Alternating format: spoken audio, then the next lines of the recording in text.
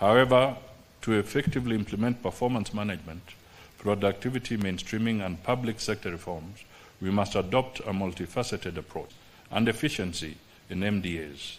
For this reason, we will ensure regular monitoring, evaluation, and reporting of progress. This will enable us to identify areas in need of improvement and take corrective actions. Furthermore, transformation of performance management will create efficiency through investment in state-of-the-art technologies, providing training and capacity building opportunities. It will augment a culture of collaboration and knowledge sharing and shear off the existing silo mentality. By harnessing the power of digital transformation, we can automate processes, reduce redundancies, and maximize productivity. This brings me to the issue of corruption. Your Excellency, the public is tired of our persistent appeals, pleas, demonstrations, and threats against corruption. It is time to act, and act decisively, to end this scourge, especially the temptations in the public service. As the Executive, we are ready to do our bit. The Auditor General, the control of budget, churn out disturbing revelations about blatant theft of public resources. These reports are invariably confirmed by Parliament. The question is, where is the missing link in bringing culprits to account? Your Excellency, we must require all agencies in the criminal justice system to save us the agony.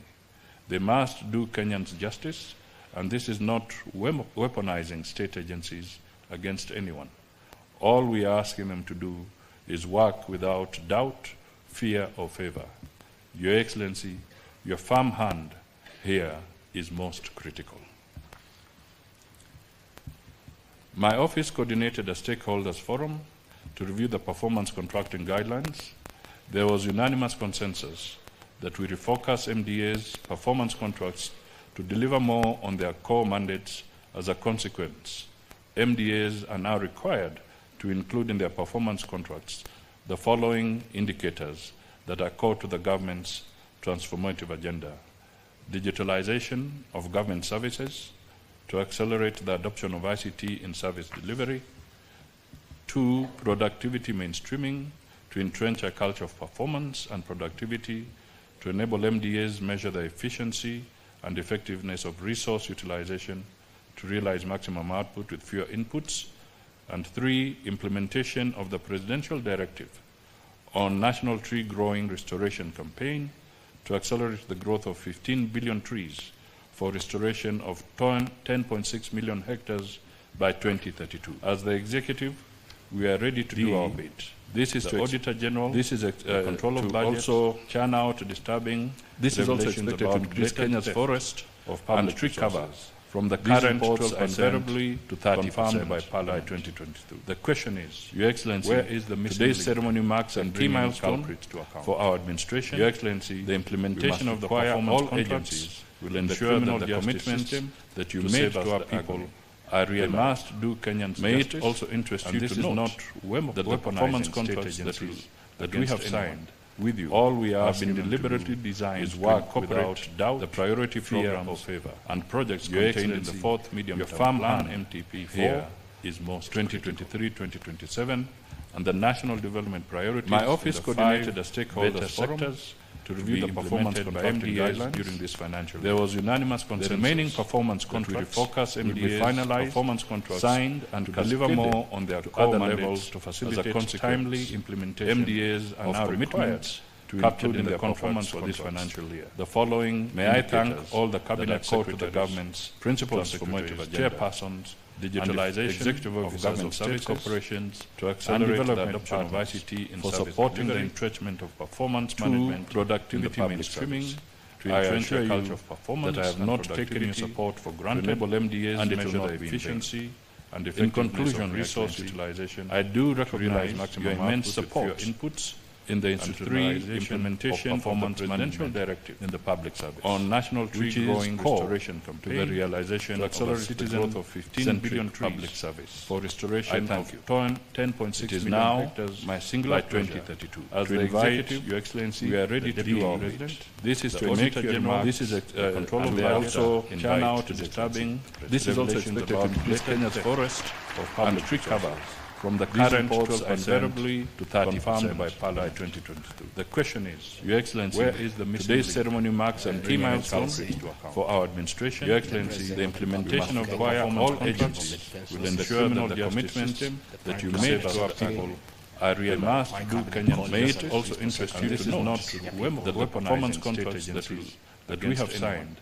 with you, all we have been deliberately designed is work without doubt the priority program of favor and projects contained in the fourth medium term plan MTP is most 2023-2027 and the national development priorities. My office coordinated the stakeholder sectors to review the performance of MDAs during this financial year. There was unanimous consent. Remaining performance contracts focus MDAs finalized performance contracts signed and deliver more on their other levels to facilitate timely implementation. MDAs are now commitments to include in the performance for this financial year. The following, may I thank all the cabinet secretaries of governments, principal secretaries, chairpersons, digitalization, executive officers of service corporations to accelerate the adoption of ICT in for supporting the encouragement of performance management, productivity mainstreaming, to ensure a culture of performance. I have not taken your support for granted. Enable MDAs and measure the efficiency. And in conclusion, resource utilization. I do recognize your immense support in the institutionalization implementation performance management directive in the public service on national tree growing restoration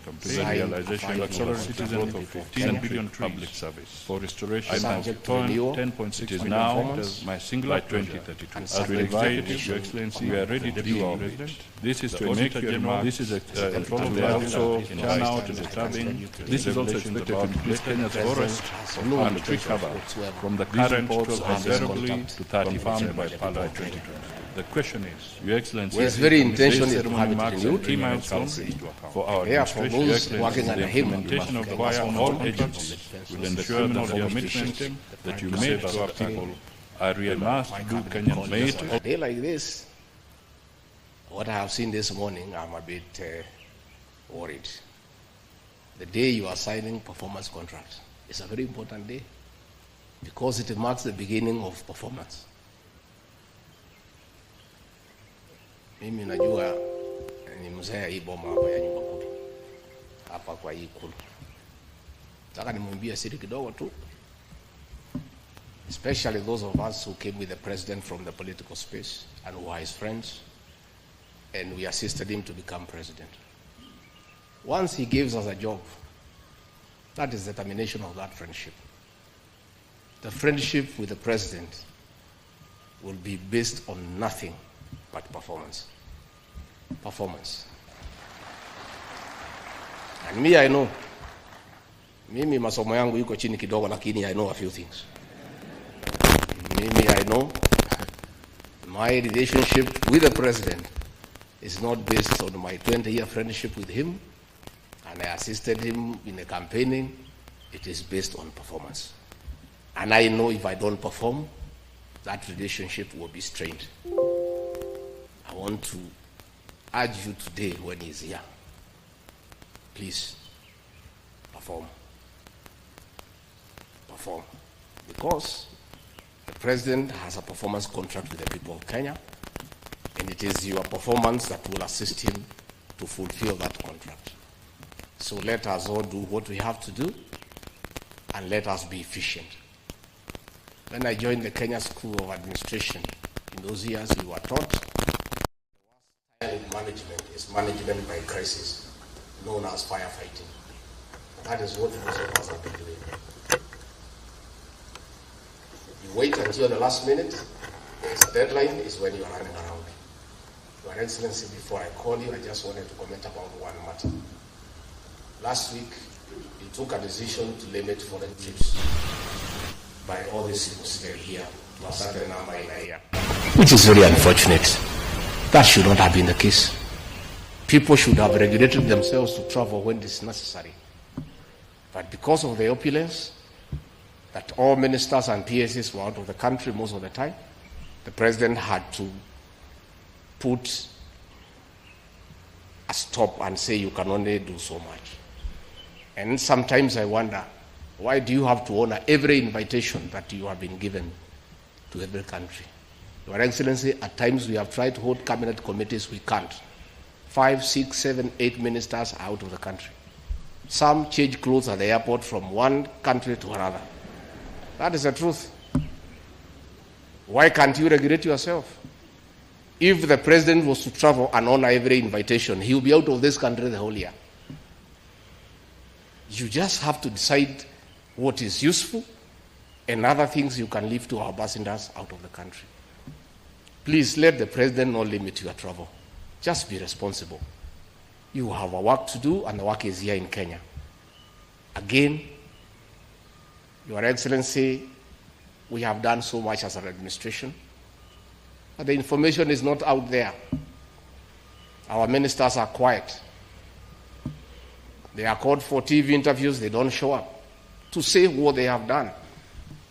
And then the media have a field day because nobody talks for government. I would rather we spend more time explaining to the people of Kenya what we have done in our respective dockets as opposed to travel. And if we have to travel, let's travel up country to where wananchi are and explain what we are doing. I don't think the president will cap your travel out of Nairobi. I don't think he will. I don't think he will. So mimi nimemwibia siri tu kidogo kama mzee nyumba 10 hapa.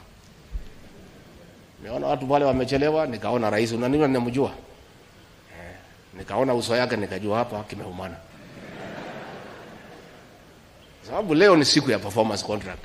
Ile siku muhimu sana ya kuja kuweka. Na wewe umefika pale, rais amekaa. Tayari amekaa na ndiye rais wa Jamhuri ya Kenya. Wewe umechelewa ukiwa kuona nani? Who else have you gone to see? These are things myself I don't understand. As I said, mimi sielewi. Mimi mambo ingine sielewi. So mimi boss nachunga kazi yangu. Unajua rais, tangu uniteue, I've been late in your meeting one day only. Na rais, wewe ndio ulinichanganya siku hiyo. Because ulisema utatoka hapa saa 1:30 tukutane airport saa 2, ukatoka saa 12:30. Sasa by the time nimefika nikakuta umeketi. And I was embarrassed because where else was I when my boss is seated waiting? Where else would I be? How do you explain where uko wapi?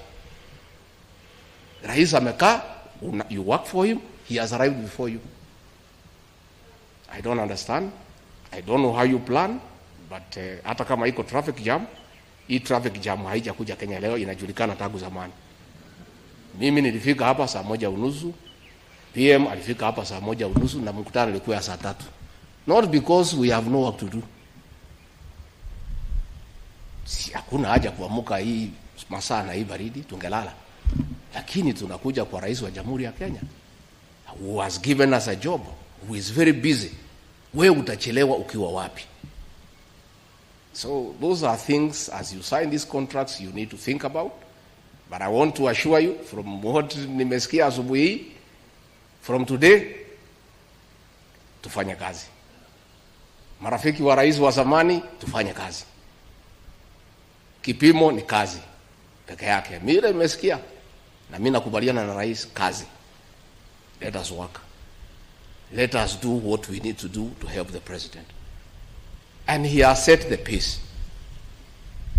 Let us follow the leader because he is the leader. If his pace is to keep time, let's keep time. If his pace is to work hard, is to work hard. If his pace is to go up country and explain to the people, let us go and explain to the people. Mimi nimesema yangu, nitamtafuta individually, pahali niona iko shida nimueleze. With those few remarks, I request you to be upstanding and help me usher in the President of the Republic of Kenya, Mr. President.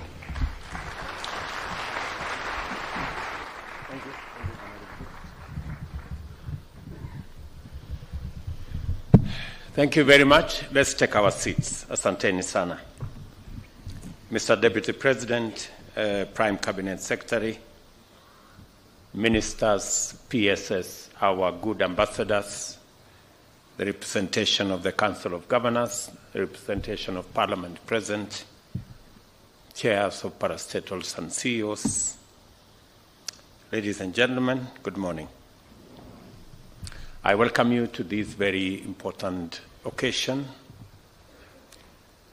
of signing our performance contracts. As has been said, the people of Kenya are the ultimate employers of all of us.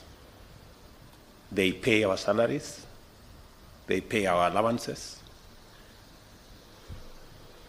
and because they do, they legitimately demand of us that we meet our commitments, that the program that we sold to the people of Kenya, we keep, we perform, we implement, and we actualize what we committed ourselves to. Let me say that before I make my statement, that there are two fundamental things that I want us, the people who are the senior-most members of our administration, that we have a historic moment as a country to make Kenya the great country that we always wanted it to be. We've discussed, there's been many analogies as to what countries that started with us. We've discussed about Malaysia, we've discussed about Singapore, we've discussed about the Asian tigers, and we have made all manner of references. I want to say that this is the historic moment for Kenya to be the great nation that we always wanted it to be. And history has given us the opportunity, those of us seated here, to be the men and the women that will bring the greatness of our country to where it is and to where it should be. It's a very defining moment from where I sit, because I see the great opportunity for our country. And that is why, for the first time in Kenya, we are in the midst of the most vigorous national debate in our nation's democratic history. For a few years now, the cost of living has been an oppressive yoke around the necks of most Kenyans, and its most punitive effects have been felt by vulnerable people, most of them at the bottom of our economic pyramid. The COVID-19 pandemic, for example, not only brought home the intense local impact of tremendous external shocks occasioned by disruption of international supply chains and markets, it also revealed the limitations of the prevailing economic model and exposed the full extent of the nexus between the state and citizens.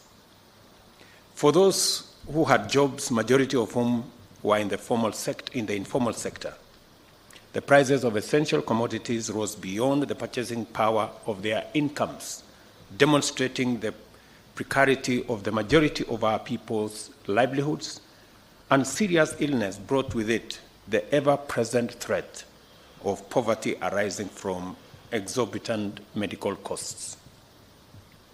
Although there was opportunity to use the COVID-19 downtime to increase agricultural productivity, subsidizing farm inputs was not a priority compared to vendor-driven pandemic-related expenditure, which eventually failed due to wastage, corruption, non-performance, and delays. Other measures and programs undertaken during this time exacerbated the suffering of Kenyans at the bottom and made many people question the priorities of their government. This was the beginning of the national conversation that subsists to this minute and has anchored robust engagements which defined the last election and subsequent political and policy discourse. The primary bone of contention is, who does the government work for? An old and favored approach to answering this question was to pledge to do more, in fact, much more, of the same old policies, programs, projects, and interventions that have failed at such a high cost that poverty, unemployment, and underdevelopment are actually intolerable. The other option was to embrace a bold new vision and undertake ambitious interventions aimed at transforming the country's economy by creating jobs, increasing incomes, while ensuring that food, shelter, and health are available to everyone, especially those of us who are not privileged. I say this in reflection because a trend was created that using other people's money, which is debt, is a very innovative way of delivering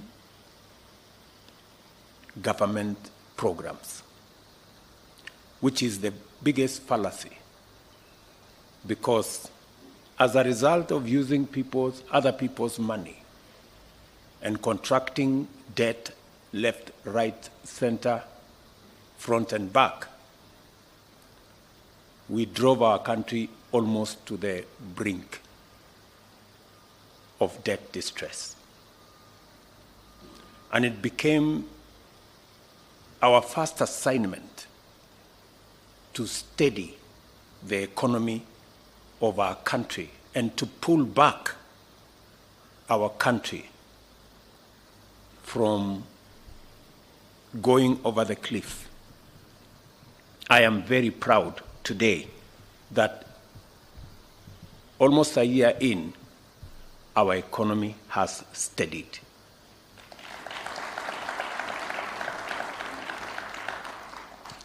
I am very proud today that the interventions that we have taken, though not popular, though very painful, but I want to say here, they have paid off. Today, our country is on fairly sound economic footing. And our decision to do more around collecting our own taxes, to do more about living within our means, and to borrow less, and to work on our fiscal deficit, I must admit, has paid off better than I even thought myself. And I want to thank the people of Kenya for having confidence in the measures that we have taken. We engage Kenyans all over the length and breadth of our country on the most urgent priorities and the best ways and means of implementing them. Ultimately, it became clear that the new approach to national development was not only going to be ambitious and visionary, it was also going to be radical and transformative. To begin with, the plan was going to turn the national development agenda upside down. From the traditional top-down model that is essentially elite-centric to a bottom-up model that is citizen-centric and people-centered. Secondly, the model would aim to positively impact millions of Kenyans at the bottom by focusing interventions where the greatest number find their livelihoods, which is the informal sector, and especially agriculture and the hustler economy.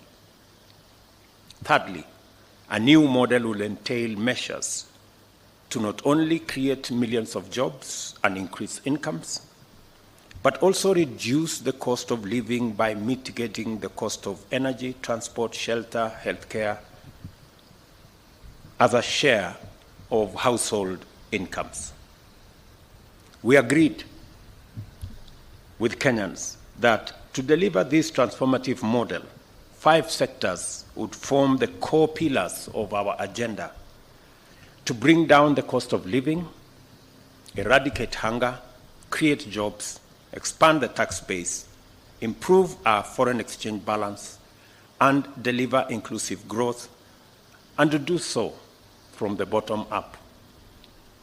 These sectors are agriculture, micro and small medium enterprise economy, affordable housing, universal healthcare coverage, and digital superhighway with a creative economy.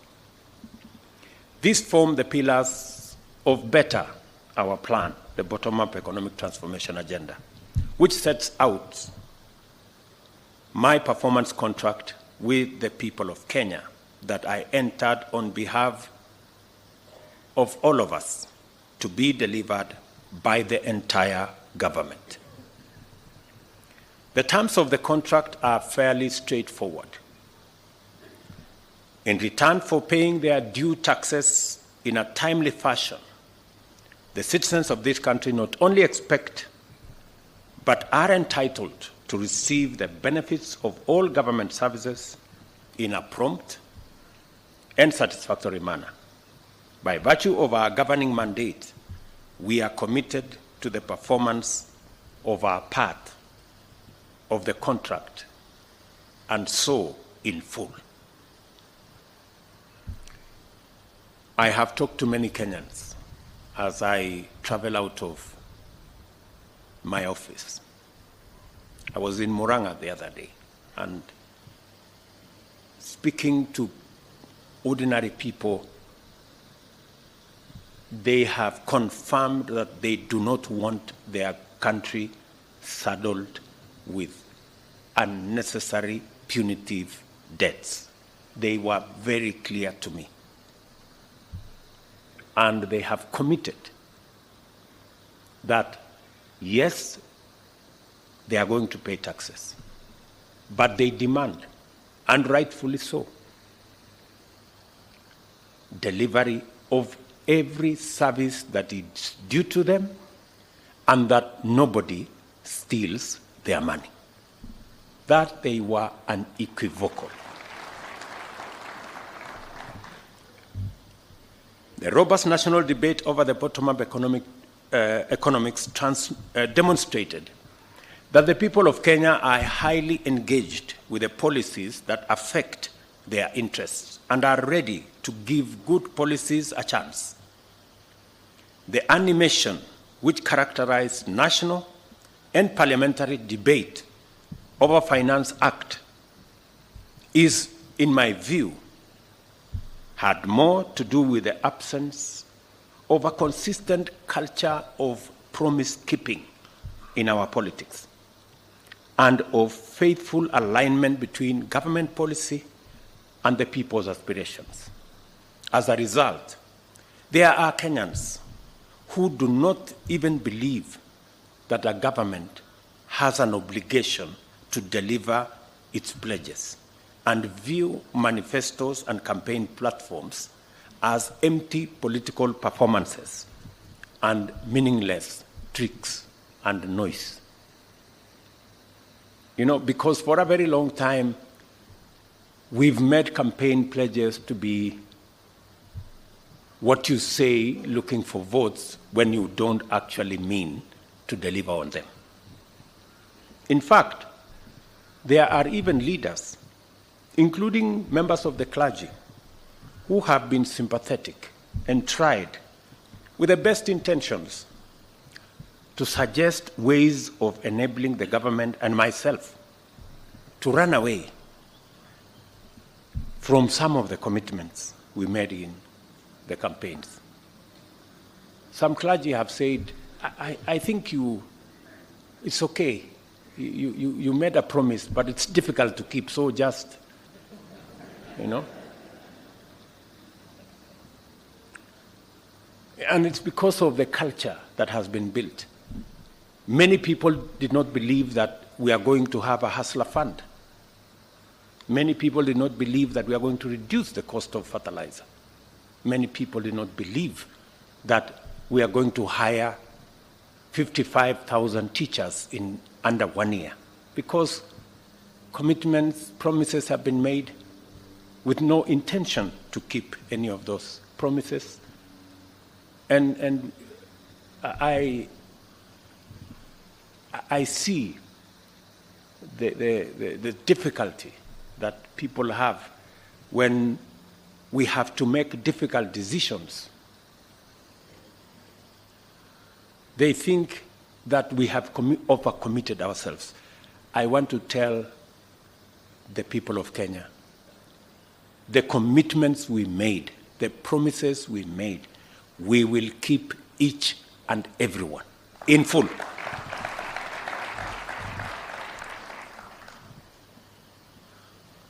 Some Kenyans are even suspicious that we are implementing revenue measures without any intention to deliver any public services at all, let alone the elaborate agenda that we have set out.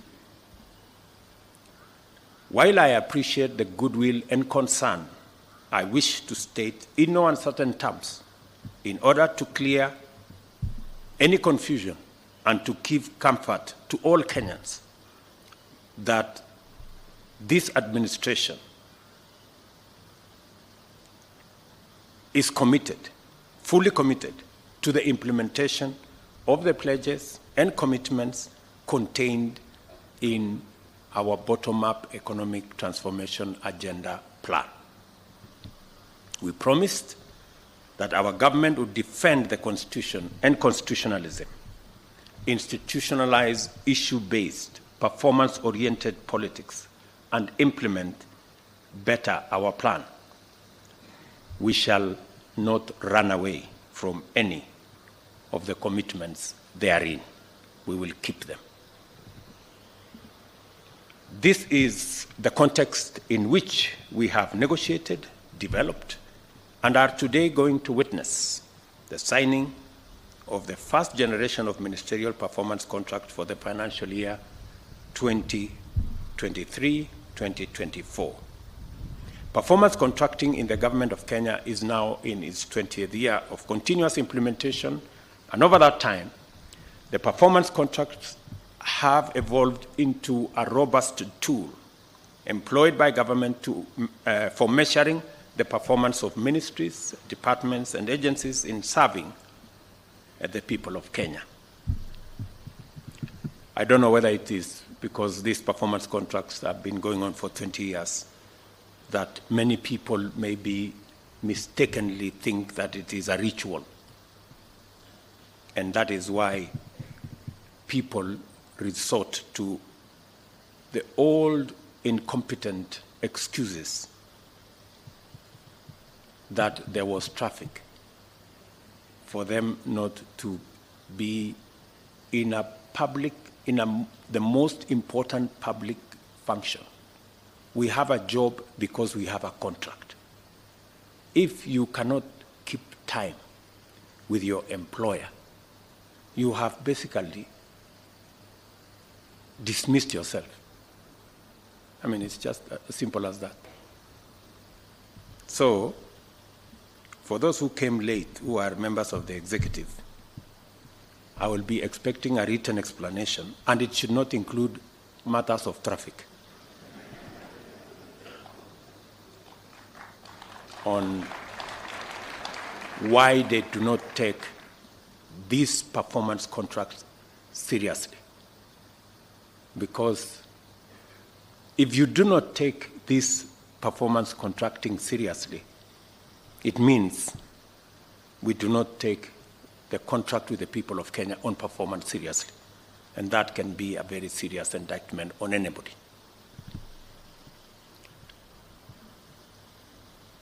The performance contracts framework has also been critical in enabling government identify, collect, collate, and analyze vital information connected with the performance of public agencies. The overall result of this is that government decision-making has become increasingly evidence-based, and public officers have become increasingly aware of their accountability for actions and omissions, achievements, and mistakes. We have resolved to enhance the overall performance management framework and to leverage its tremendous potential by incorporating the actualization of the better plan, the government performance contracting and delivery mechanism. Our objective is to achieve the highest levels of efficiency and effectiveness in the delivery of public services, ensure accountability in the utilization of public resources, improve the mechanisms of service delivery, realign public agencies with their core mandates, and accelerate the completion of programs and projects. We are here to declare our intention to implement our commitments, serve Kenyans, and to do so in a highly systematic manner. Our performance shall be robust. Our purpose is to make sure that the stewardship of public authority and resources will be responsible, transparent, and accountable. We desire to actualize the twin mandates of citizens' rights and government's obligation by governing well in a people-centric, results-oriented manner. We have made sure that every ministry, department, and agency has aligned their performances and policies with the fourth medium-term plan of the Kenya National Vision 2030, which now incorporates key government priorities under the 5 better pillars. It is now a fundamental duty of cabinet secretaries, principal secretaries, chief executive officers of state corporations, and the principals of tertiary education institutions to implement obligations under their performance contracts by taking every measure to execute key government priorities on time and with the allocated resources. In keeping with our commitment to deliver, the performance contracts have been perfected through a rigorous process of vetting key priorities and ring-fencing their funding through the National Treasury. Every instrument that shall be derived from these contracts for implementation by MDAs must replicate this model, and it shall be the duty of cabinet secretaries to ensure full implementation and conformity. As I stated in April, during the launch of Performance Evaluation Report, performance management shall be implemented throughout government, and no public institution funded through the Exchequer will be exempt. You will recall that in our manifesto, we set out the principles that would guide the implementation framework of the bottom-up economic transformation agenda, which is prioritization, sequencing, and financing. Today, we are translating this aspiration to actionable instruments and at the same time unpacking them into the following commitments. Absorption of allocated funds, including externally mobilized resources. And we have indicated in the performance contract, which every minister has a copy, and I also have a copy. So it will be easy for us to know who is doing what and who is not doing whatever. Measures to reduce the levels of pending bills. You know what we need to do about pending bills. Digitization of government services. I already asked every minister, every PS to make sure their ministries, state departments, parastatals, agencies under them work with the ministry responsible, ICT and Interior, to make sure that we move all government services to the digital platform for purposes of efficiency, for purposes of ease of delivery of those services, and making sure that all public resources are accountable, are accounted for.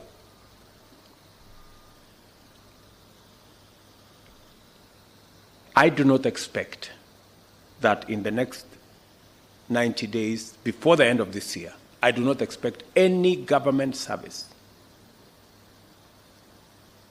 to continue in the manual framework. I do not expect. Every government service must be not just on the digital platform, it must be delivered on the digital platform.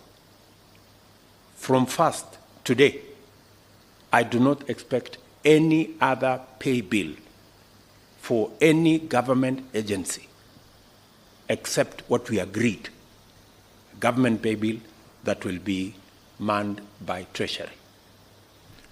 I hope we are all clear. We did agree that all other pay bills will be shut down. And if there will be one that will be operating after today, let me not say beyond that, right? Because for purposes of efficiency, we are on a digital platform so that there are no lost files, there are no gray areas, there are no corners that is gathering dust. We want to make sure that we can demonstrate productivity. It's also important that we complete projects. We have projects in ministries, in state departments that are 20 years old. I told the Ministry of Housing, we have markets, 180 markets that were started 15 years ago under the ESP program. We have now committed resources this year. All those markets should be completed as a priority in the next 1 year. All those markets should be ready. Matters environment are going to be front and center of what we will be doing as well. So the National Tree Cover Restoration Campaign is part of the delivery of every ministry and state department. We are looking forward to working on internship and industrial attachment. Again, the ministry concerned, we have agreed on what to do. This was our intention 5 years ago, but it was not delivered because of the old culture of making commitments that we didn't have any intention to keep. On internships this time round, we must keep our commitment. I have already engaged the private sector. We have agreed. Government is going to deliver progressively to 20,000 internships every year. The private sector have committed to me that they will deliver up to 50,000 internships every year. We want to see how we can grow these to 100,000 and make sure that we give a chance to many young people coming out of college, coming out of our universities, to practice what they have learned, either for a year or 2 years, acquire some experience, and find their way into employment and also into the market. Access to government procurement opportunities by young people, women, and persons living with disability. As I have said with clarity, that for a very long time, we invested a lot of resources in our human capital, and rightfully so. This year, we have committed 628 billion Kenya shillings for the education of the people of Kenya. That is huge resources. We are deploying additional resources in the hiring of additional teachers. We're deploying additional resources in making sure that we deliver on our TVET program. We are almost doubling resources that will go to our university education, and we are pulling all our universities from being saddled with debt because of the old funding model. But different from the past, this year, we not only have a program on education and training, we also this year have a program on what happens when our children come out of college, come out of school, and come out of our universities. That's why we have clarity on how we are going to create jobs this year. We have clarity that we are going to have a clear plan on how to create jobs. And I expect that every ministry and every department will be aligned. Whether it is our housing plan to create 1 million jobs, whether it is our digital space and digital jobs and Ajira and ICT hubs to create digital jobs, whether it is the Ministry of Labor working with the Ministry of Foreign Affairs and all other departments that work with human capital development in that space for our foreign employment opportunities, targeting another 1 million or so jobs. That whole ecosystem is now going to be part of what we must deliver as government. We must deliver the jobs as much as we are delivering on education and training.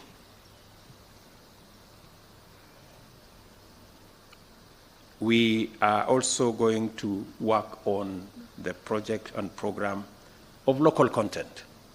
As you've all seen, we've talked about Build Kenya, Buy Kenya, Build Kenya. We've talked about local content. For the first time in this year's finance bill, we are making fiscal intervention to make sure that we expand our manufacturing as a percentage of GDP in our country by deliberately discouraging imports that we can produce locally, whether it is cement, whether it is steel, whether it is furniture, whether it is fish, and all the other things that we've always imported when we can manufacture them locally using local talent, local expertise, local resources, and building our local manufacturing and industrial capacity. I am very proud that we are now moving in that direction as part of what we must do. As I mentioned before, many Kenyans have been disappointed by the endless cycles of unfulfilled pledges. Because of our long history of white elephant projects and corruption scandals, Some see these commitments as vendor-driven kickback rackets, disguised conspiracies to embezzle public funds. There are people who are listening to us out there.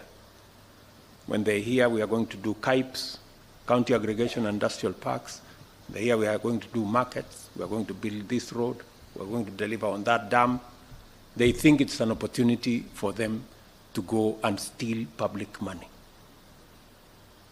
I want to tell you in broad daylight, eyeball to eyeball, that will not happen. Please, good people. Yes. I have had a heart-to-heart discussion with my cabinet. I want to do the same with the rest of the government bureaucracy from PSS down to directors. It will not be business as usual. I made a commitment to the people of Kenya that there will be no money to steal. There is only money to deliver on the programs, on the projects, on the aspirations of the people of Kenya.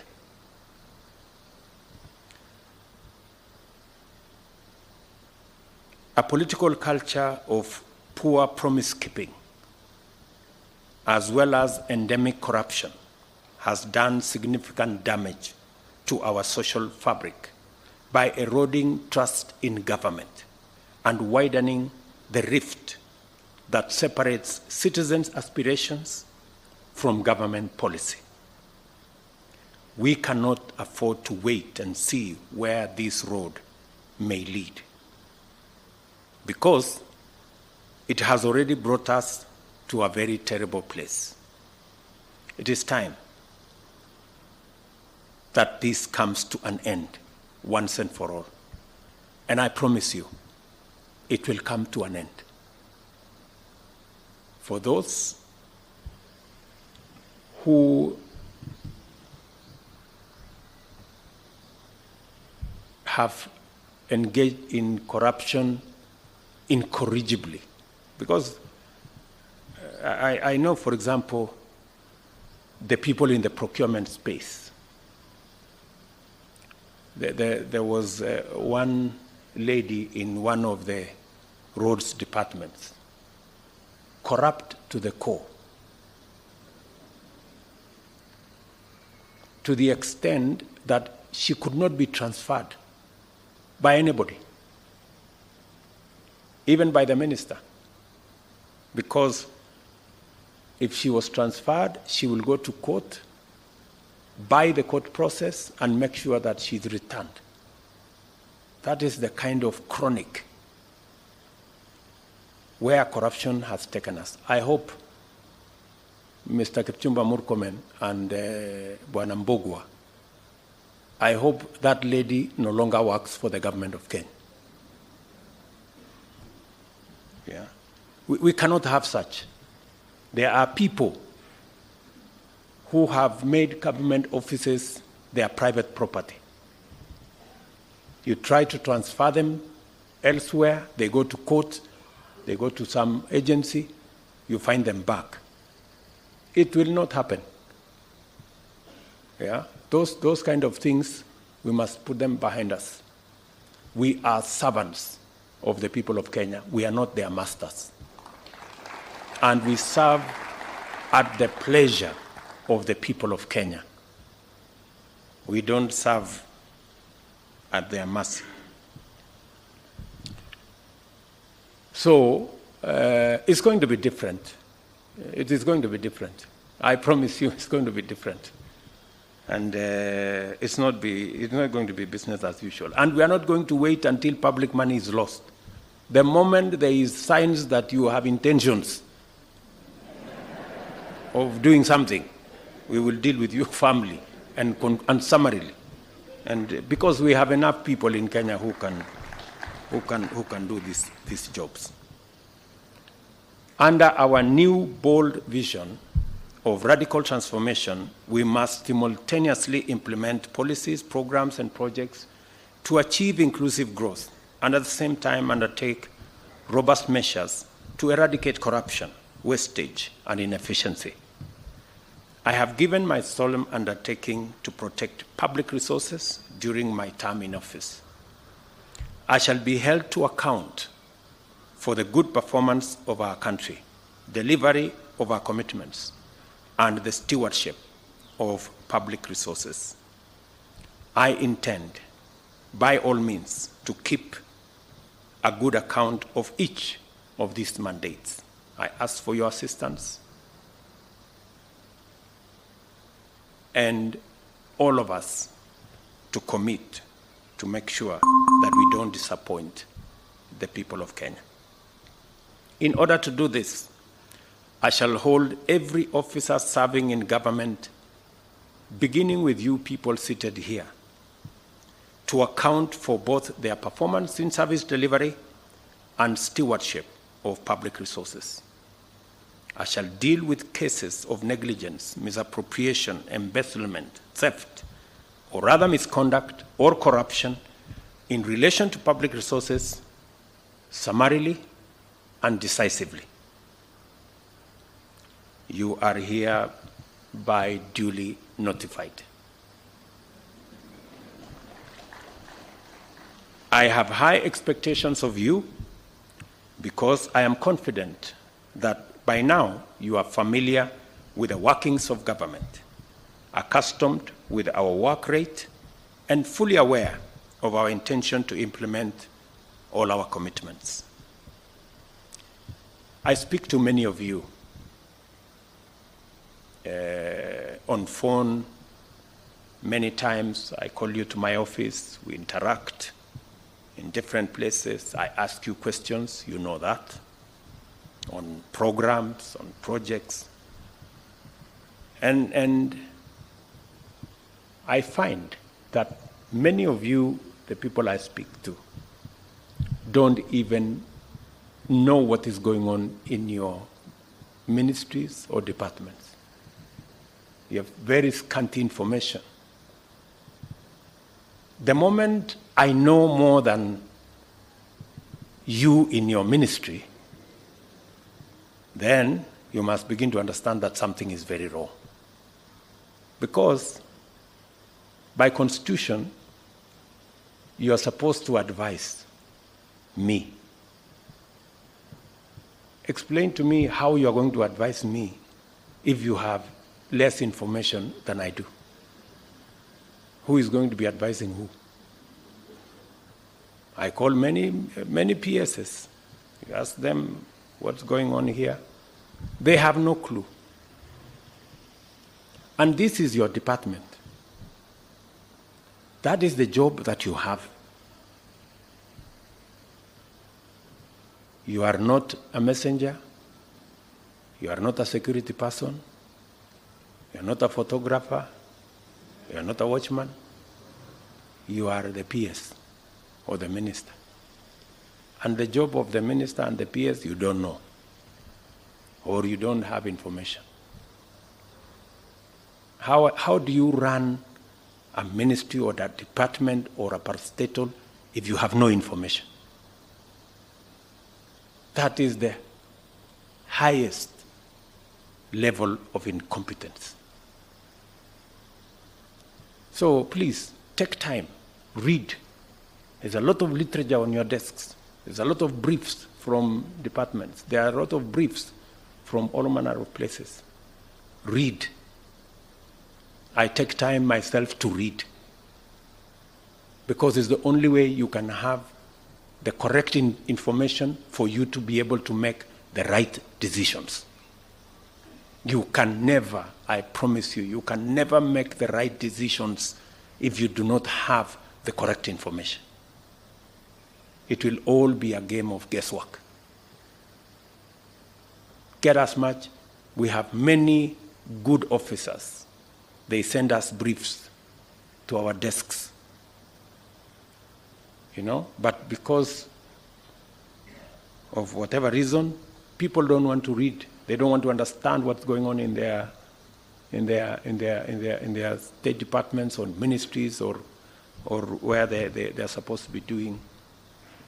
So please, let me ask you, I get a lot of feedback from the public. For example, I was in Kwale, and I stopped in Likoni, and I was talking to the public, and one of them was asking me, Mr. President, we haven't quite understood how the Hustler Fund Phase 2 is working. How do we form the groups? And I remember I called CS Chelugui. I didn't find him, so I called his PS, and I found her, and I explained to her, I told her, look, the public is not understanding this. Did I call you or not on Sunday? You know, I told you this is what the public is saying. Please do more sensitization on Hustler Fund Phase 2. Sindio? So, feedback, you know, and it's not because of any, we have to perform. You know, we have to perform.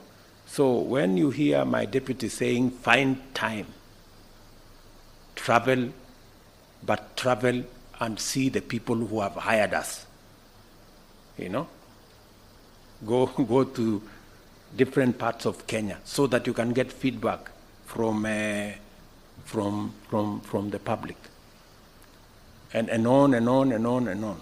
So this is what we must all, when we talk about citizen-centric, it is ultimately the citizens we are serving. As I have said, I wish all of you, and I have said this with clarity, you have my goodwill. Always, I am always available to any minister, to any PS, if they are not sure of what they are supposed to do. I have instructed the head of public service to be available. My economic team is here. I want them to stand up if they are here this morning. Members of my team, they are here. Simameni, I'm sure, I think some of them got late also. They should know better. So I have deployed a whole team of almost 10 people to assist every state department, every ministry. Whenever things are not clear, they are not aligned, you are not sure what our commitment is, they are ready every day with an appointment. You will go through with them. If it is necessary, I normally come in there and we go through the numbers together, we go through the interventions together, we look at how best to deliver, because we are one team. You know, we are one team. And my economic team is not interested in running any ministry. And I have explained this to ministers. They are not interested. They are not in competition with anybody.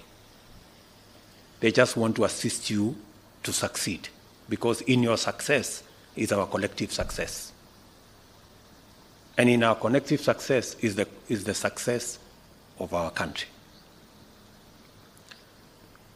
All of us must work together. I expect that the other arms of government will work with us in a collaborative manner. Everybody and every arm of government discharging their responsibility. We will be supportive of the other arms of government to the extent that we can, within the provisions of the law. I remember on my first day on the swearing in into office, I made a commitment that our country is going to be anchored on the rule of law. That rule of law is going to be front and center. And that is why we got rid of the culture of extrajudicial killing. and we disbanded the notorious criminal gang that was in the police that presided over those criminal activities.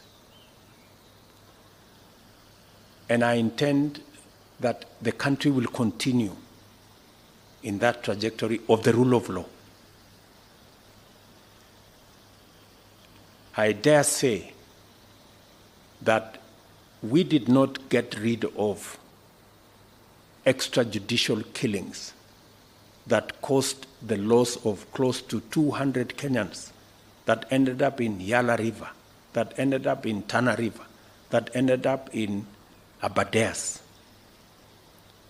so that we can entertain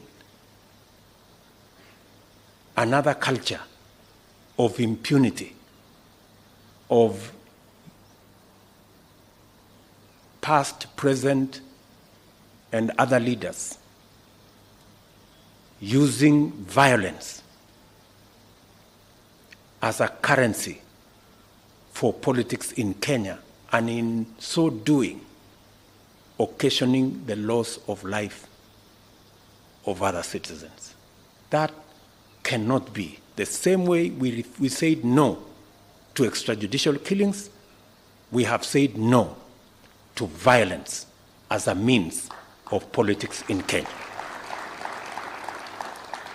We can discuss all other matters, but violence must not be in the equation of our politics as a country. And so, tuendelee namna hiyo, tuko pamoja kabisa. Mimi nawatakia heri sisi wote tulio hapa. Vile nilisema pale mbeleni, tuko na nafasi mzuri sana kama taifa kubadilisha taifa letu la Kenya.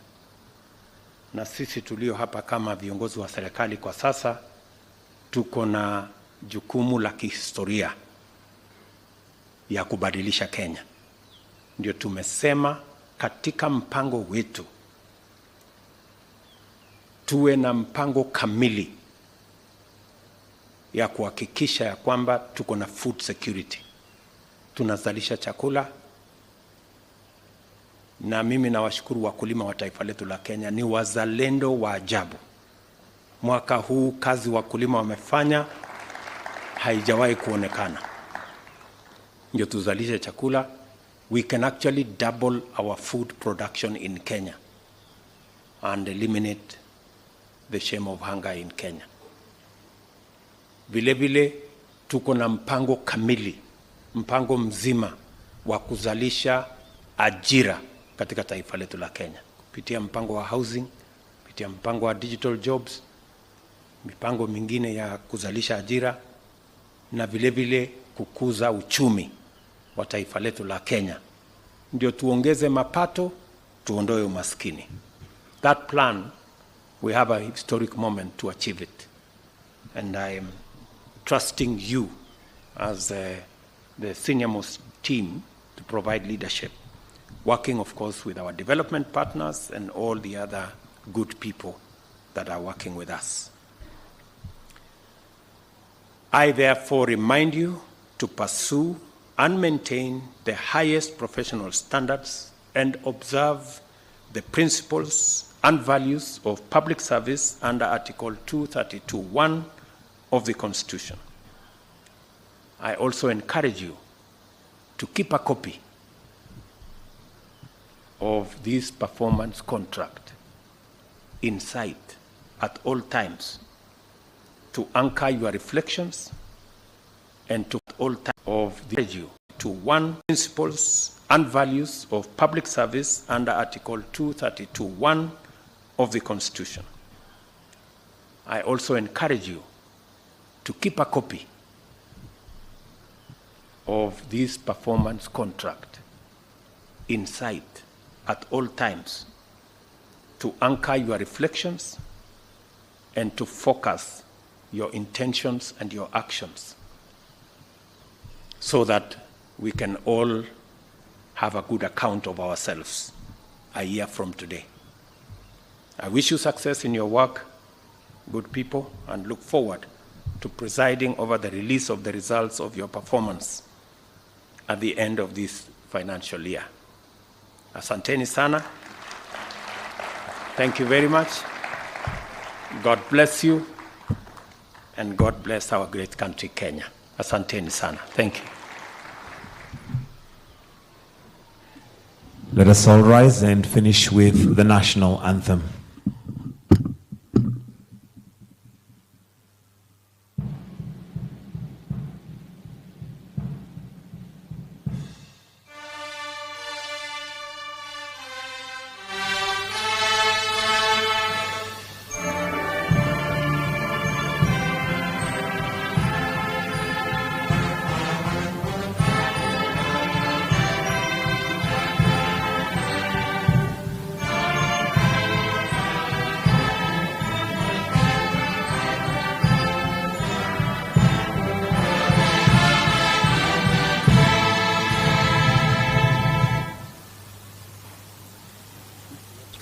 Thank you, distinguished guests, ladies and gentlemen. We've come to the end of this session. To have yourself